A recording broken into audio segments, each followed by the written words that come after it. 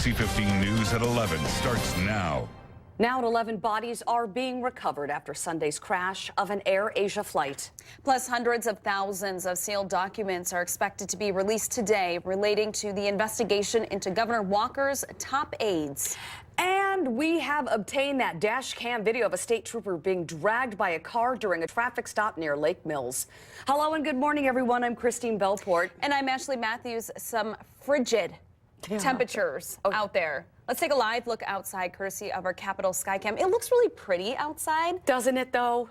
But that's why Hallie's at dog daycare, because Mommy was not going to walk her today. We'll just enjoy it from indoors today because these temperatures are just unbelievable right now. And we're not used to it, right, Charlie? Yeah. I mean, this is not anything we've had to deal with in the last month. Yeah, not for a while, but we are seeing below zero wind chills. They will remain below zero through the afternoon tonight and into tomorrow as well. Temperatures on the cold side as well. 13 the high today, 16 tomorrow, but we'll bounce back by the end of the week up close to 30 degrees for the high temperatures both Friday and Saturday. We do have a chance of a little bit of light snow coming into play on Saturday. Other than that, pretty smooth sailing with a lot of sunshine over the next several days.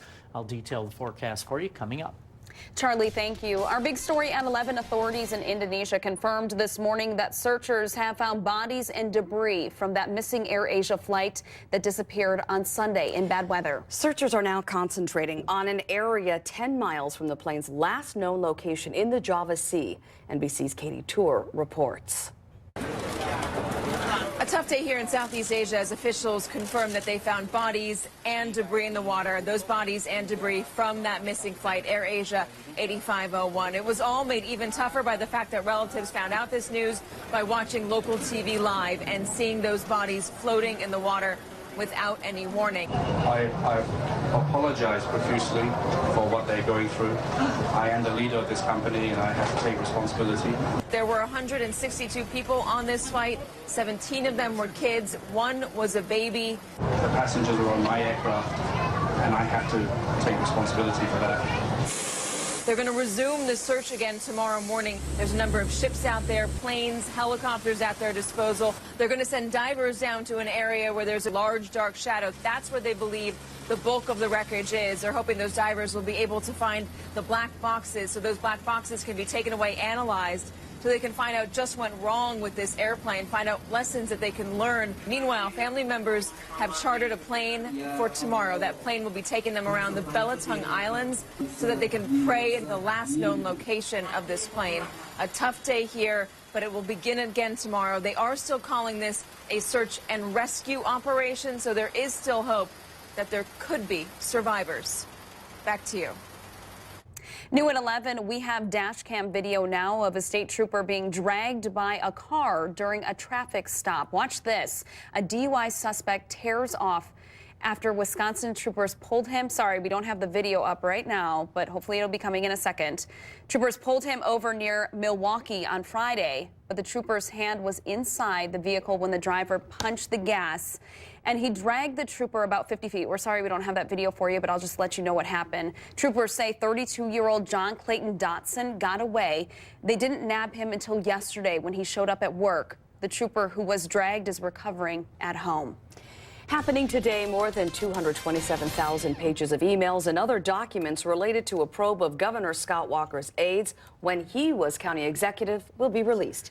Well, this is the fifth such release of information prosecutors seized from county and personal computers during the investigation that ended in 2013. Walker was not charged, but 6 others were convicted on charges ranging from theft to misconduct in office. Also today, a UW security guard accused of sexual assault will be in court. 35-year-old Matthew Tweed of Belleville will have a preliminary hearing. He is charged with 5 counts of second-degree sexual assault of a child. He was also charged in Greene County with 2 counts of child enticement. UW Hospital said he is on paid administrative leave until the matter is resolved. Now, he was hired in 2009, but then a background check in 2013 did not show any criminal record or cause for concern. The hospital says there is no evidence Tweed behaved inappropriate at all with children while he was in the hospital with them. Around the nation, football players expect to get knocked around on the field, but not on the sidelines and not by a coach. Watch what happens as Texas A&M and West Virginia go at it during the Liberty Bowl yesterday. A Texas assistant coach roughs up two West Virginia players in separate incidents, elbowing one and throwing a punch to the back of the head of another. Then head coach Kevin Sumlin sent the student assistant coach Michael Richardson to the locker room for the second half of the game, then sent him home. Sumlin says more action could follow. Well, this is a perfect time of year for holiday parties, and people often celebrate by having a drink or two or four. And that can make roads more dangerous when, of course, you drive while impaired. NBC's Erica Edwards reports. We are right in the middle of the deadliest time of year for drunk driving. In the time period between Thanksgiving and New Year's in 2012, 1,091 people were killed as a result of drunk driving.